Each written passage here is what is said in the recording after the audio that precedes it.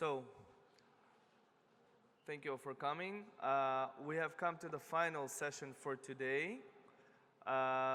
So we mentioned yesterday the reason that we chose Barcelona as the location for the event. So the reason is the cutting-edge ecosystem that the city has to offer. But we also came to learn that the local government is extremely supportive of fintech and cryptocurrency in specific. The next session will present the efforts done by the various parties and the possibilities that the city has to offer to cryptocurrency firms. So I would like to invite Albert Castellanos, Secretary General of the Ministry of the Vice-presidency and of the Economy and Finance. Albert, please.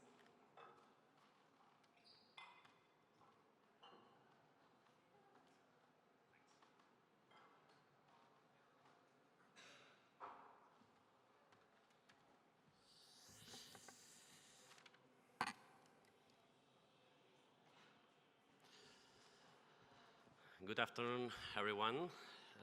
First of all, let me mention that for the Catalan government it's a real pleasure to bring together some of the most prominent specialists and experts in blockchain worldwide. So first of all, thank you for being here, and welcome to Barcelona, and welcome to Catalonia, by the way. Taking into account that we have you all here in Barcelona, in this Barcelona Trading Conference, we thought that it was a good opportunity to speak about the potential role, or actually the current role of Barcelona as a blockchain city. Since we are very bold and very ambitious, we call this session Barcelona the blockchain city. Like that, without any question mark, because we think that it's a reasonable goal to have. Let's get serious for a while. I think that you're already fully aware of how blockchain technology is going to change, or actually is already changing, the way we understand transactions between firms, between SMEs, and their potential consumers, or between the government and citizenships to pay taxes or collect the pension or other social security payments more cheaply and in a more secure way, for instance. Blockchain technology, therefore, brings a disruptive technological change in the trading industry and needs an innovative ecosystem to be developed to the very end. And from a government perspective, Barcelona and Catalonia, we think that is offering a good innovation ecosystem for that matter. And we also think that this disruptive technological change in the trading sector might be a good opportunity to meet one of our main political goals, that is to transform Barcelona and the whole country into a reference site for the European and the international financial markets. We are aware that we are still far from reaching this goal, but we think that we are starting from a very good base. Actually, there is some relevant evidence that places us in a very good position regarding investment activity at an early stage and attracting innovating centers.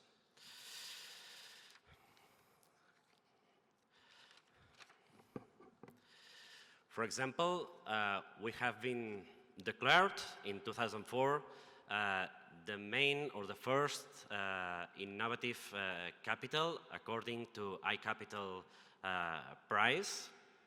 We have been able the last years to attract the innovation and excellence centers of main or the most reputed technological firms worldwide, such as Oracle, Facebook, or HP, for instance. And we are attracting most of the investment in startups in the whole country, in the whole Spanish state. In 2017, for instance, we have been able to attract 58% of the whole investment in startups in the whole Spanish state. Since we are aware that from the government side, we are supposed to say that we are a very innovative place and Barcelona is a very innovative city. We thought that we need a little bit more of perspective. We need to take a little bit more of an objective side. And that's why we invited this outstanding panel that they are the ones that they're going to discuss about this issue, whether Barcelona can be considered the blockchain city or not. To speak about the current blockchain ecosystem in Barcelona, we invited Mr. Jordi Torrent, which is the second from your left. Jordi Torrent is International Affairs Officer of Barcelona Tech City, the main digital hub in Barcelona city and in the whole Catalonia, I would say. Afterwards, we would like to speak a little bit and to explain to you which is the impact of the blockchain technology in the trading and the finance industry. That's why we have the pleasure to have Mrs. Montse Guardia, which is the General Director of Alastria, a non-profit association that promotes digital economy through the development of blockchain. Thank you for coming, by the way. And at last, but not least, the first in your left, it's not appearing in the picture, but it's here, physically. We also have the honor to have one of the most reputed lawyers in innovation, intellectual property rights, and knowledge transfer in Barcelona, which is Mr. Ignasi Costas. Mr. Costas is one of the partners of the law firm Rousseau Costas Duran, and he will introduce to us which are the main challenge for regulation that blockchain implies, right? So these are our three speakers. Thank you for coming, to all of you. And lastly, we also have in the panel Mr. Lluís Juncà, which is the General Director for Economic Promotion and Regulation from the Catalan government, who is going to make some concluding remarks at the end of the three speeches. So I think there's nothing more to say. The floor is yours, and if you think so, Mr. Jordi Torrent, go ahead.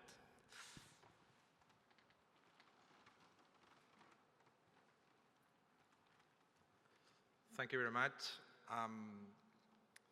Probably I'm the one who knows the least about blockchain.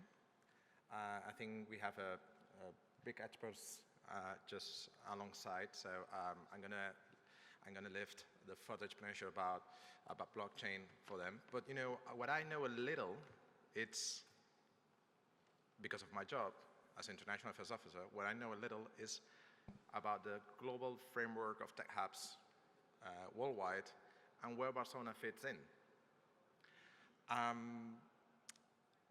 Probably you don't know about Barcelona Tech City yet, but what if I told you that it's probably in Europe the largest non-profit members association of tech and digital companies. We cover around 70% of the local tech and digital scene. It means around 950 companies, more or less. Not only startups, but the whole of the ecosystem.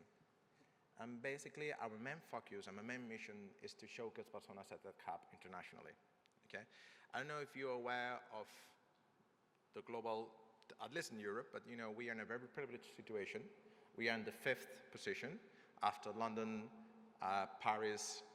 London, Berlin, Paris, Amsterdam, and Barcelona. Depends on the metrics that you use in the rankings. We go up to the 3rd. Sometimes we go down to the 6th or 7th.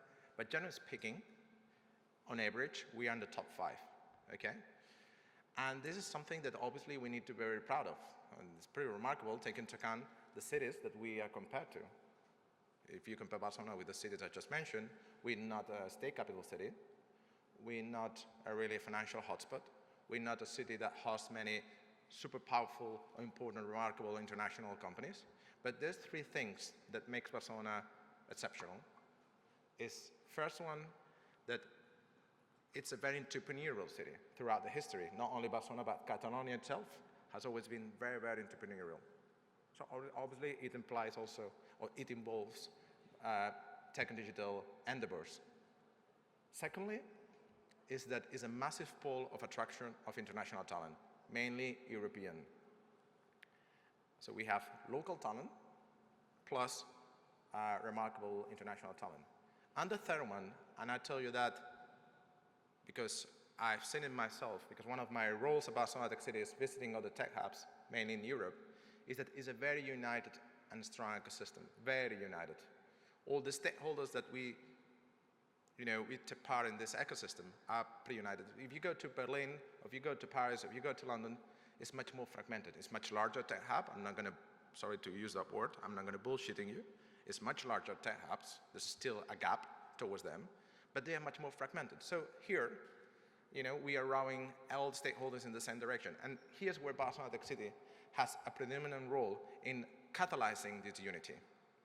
As I told you, we don't only have startups, but we have the whole of the ecosystem in our ranks. We have incubators, accelerators, venture builders, venture capital firms, private investors of all types, policymakers, universities, business schools, digital services providers, corporations.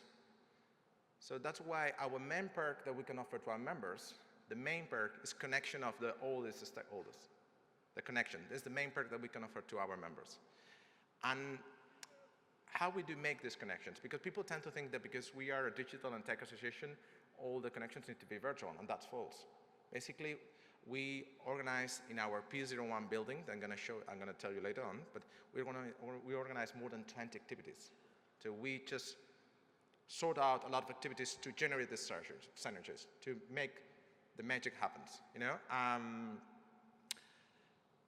Let me tell you about P01, okay? P01, it's a building that it belongs to the Port Authority. It's here, not far from here, actually, in Barcelona. It's a 12,000 square meters building. It belongs, as I told you, to the Port Authority. We don't own it. We're not a real estate business like Factory, that probably you know, or Station F in Paris. So this building, basically, is our house. It hosts more than 100 companies. It's more than 1,000 people working here. It's only a handful of buildings such as this one in Europe.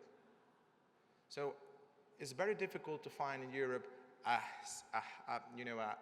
place of this size that embraces the whole of the ecosystem transversally. There's only one in Paris, it's called Station F. In Berlin, it's called Factory. In Amsterdam, it's called TQ. In Rotterdam, it's called Cambridge Innovation Center, and us. So I encourage you, I don't know if you're locals to visit whenever, if you're from abroad, take advantage. Another day, you can contact me if you want. You can find me on LinkedIn and just send me an email or a message or whatever. But I strongly recommend you to visit it because it's a great place. It's a theme park of technology, of tech and digital topics. And there you can find a representation on scale of what I told you. There you can find startups, you can find corporations, you can find venture builders, you can find incubators, accelerators, even policymakers. There's Axio over there. We have a branch of the Catalan government. In the third floor, you can. So it's pretty interesting initiative. Okay, it's and basically we have an ambitious plan in the next, I would say, couple of years to deploy in 6-7 buildings. One building we're going to replicate exactly the same concept. It's going to be called Pier 02. But then we're going to take over different buildings more focused on niche and vertical topics, either technology or business models, okay? Our idea is to create what we call the Barcelona Tech City campus. It's ambitious plans to do it in the next couple of years. But we already unveiled one, it's called the P03, and it's focused on blockchain. That's exactly what we're just here to discuss about. Why we wanted to open the first the second P03 in this case. Why we wanted to do it focus on blockchain? Because we're really aware of how critical is the technology, how big is the impact across different sectors, and how important it is to become really, and to move faster in order to become a blockchain hub on a worldwide scene, okay? Again, I encourage you to visit, if you're into blockchain, I encourage you to visit the PS03 whenever you want, if you're local. If not, next time you're in Barcelona. And that's all. Hopefully you got now a glimpse about what we're doing here, and stay in touch whenever you want, okay? Thank you very much.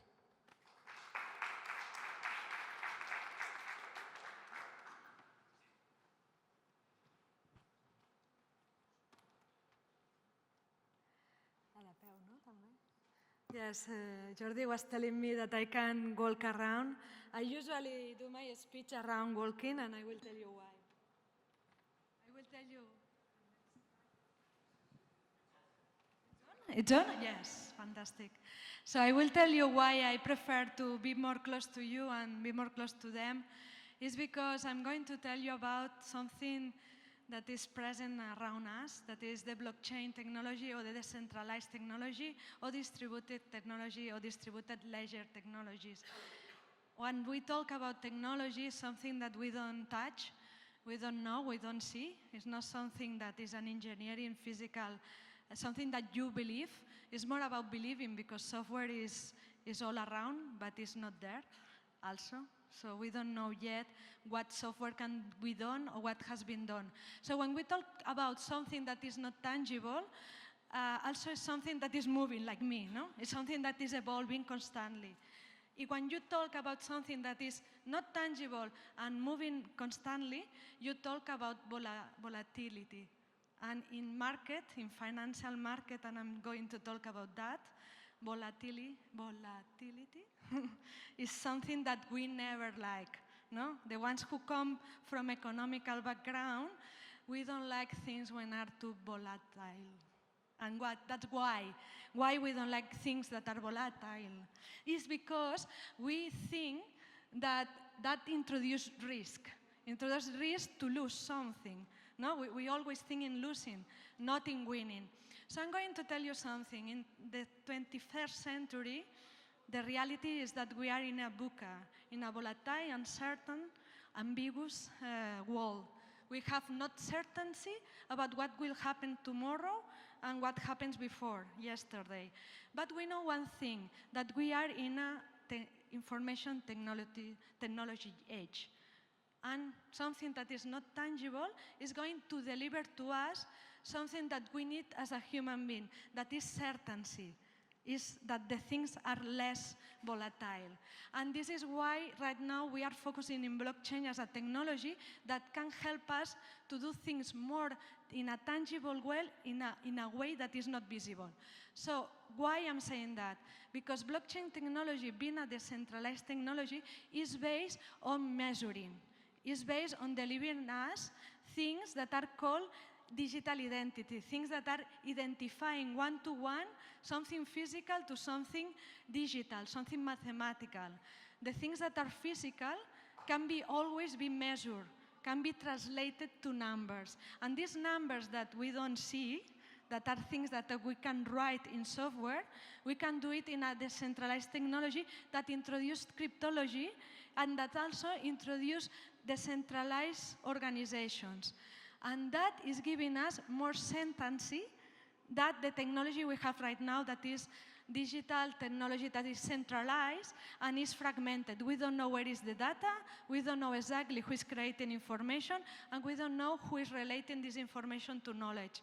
This is the current digital world, the centralized world, the web world, the mobile application world, and now we are moving to blockchain. We are moving to new digital architecture that is decentralized and that is asking us to measure things, to do cryptography, and to introduce that to be exchanged between different partners that are creating a node, nodes that are connected between them.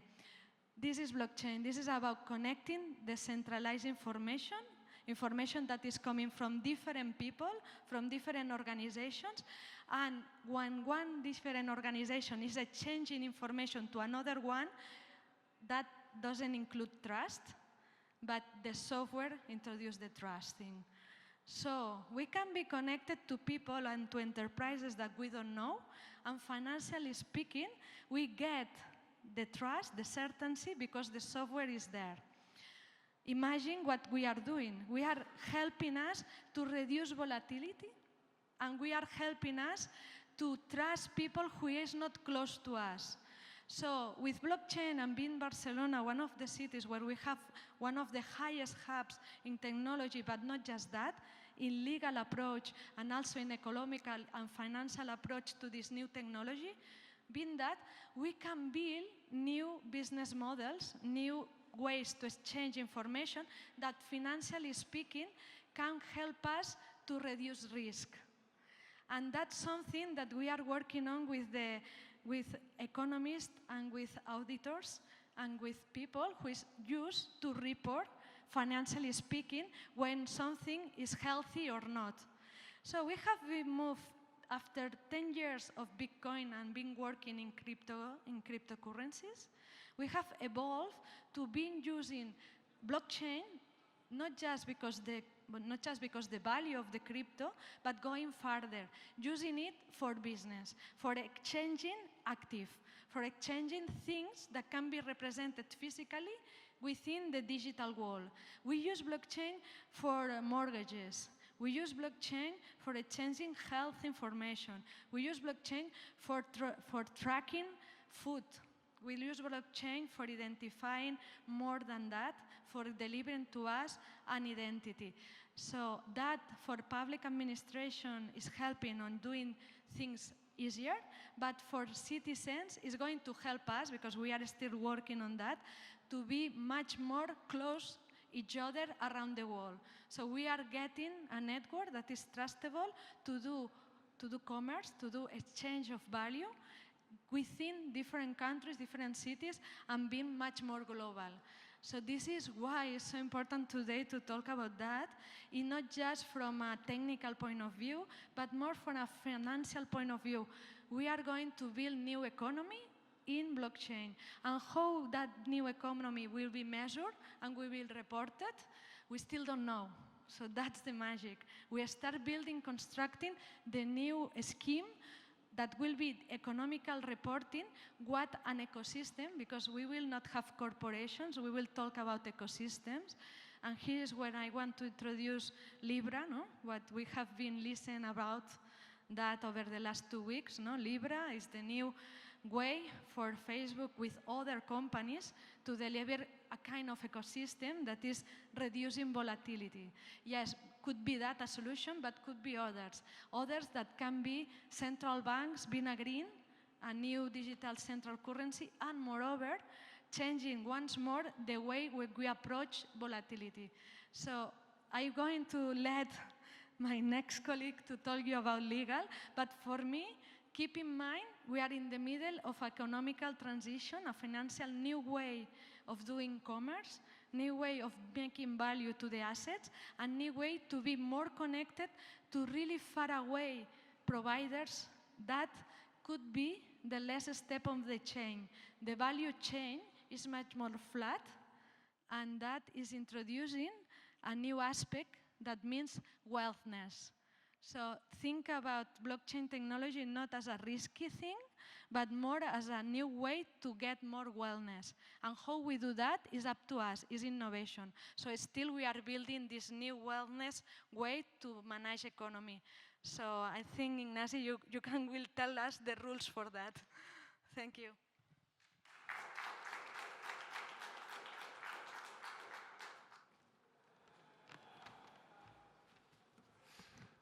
Hi. Well, as Ignacio said, if before the closing remarks, anyone want to make a question to any one of the speakers here, we'll be glad to answer. If not, we will proceed to the closing remarks. So then we go. So thank you all for coming. This was an event that we wanted to organize together with the BTC because we didn't want to miss this opportunity to be part of this event.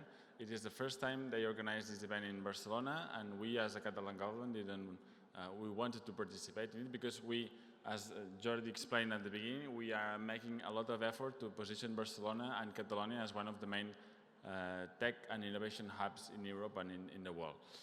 And we have done a pretty good job in the last 5-6 years doing this. And as he said, we are among the top 5 hubs in Europe. But now we want to go further, and now we want to focus on a sector that has no history in Catalonia or in Barcelona, which is the finance sector, the fintech, and the blockchain sector. So whenever, at the moment, we were offered the chance to participate in this event, we wanted to do it. And because we are already doing things to make it happen, to make it possible, to make Barcelona a good place for the blockchain community to come. The Catalan government has recently approved a strategy for the whole country on the blockchain sector, and also the private sector is moving, as Jordi said. They're opening up this new building focused only on blockchain companies.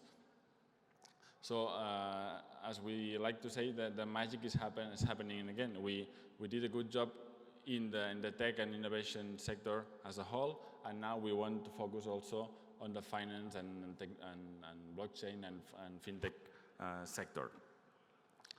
And just to summarize 3 main ideas from the 3 speakers, I would say that from Jordi, that, well, obviously, as the title suggests, we want to make this place one of the best places for the blockchain community, and we believe in a few years we will be among those top destinations for blockchain companies.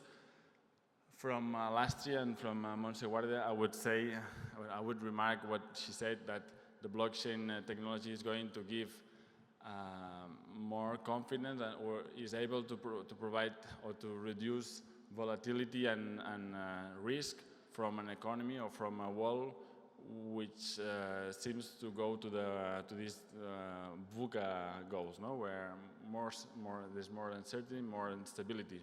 So even it may sound a paradox, the blockchain, which is something that we don't really get to understand, is going to help us feeling more secure in this world. And finally, well, the legal things are always a little bit trickier, and that's exactly my point. What I would say is that all this sector, the blockchain sector and the cryptocurrency sector, is facing bigger challenges from the legal point of view rather than the technological point of view. And that, I think, is something that sometimes it skips our mind because we tend to focus on technology and we leave apart all the legal implications that Ignacy told us very well. So that's it. We are happy to be here, and especially we will be even happier if next year we see each other here at the second chance of the Barcelona Trade Conference. Thank you very much.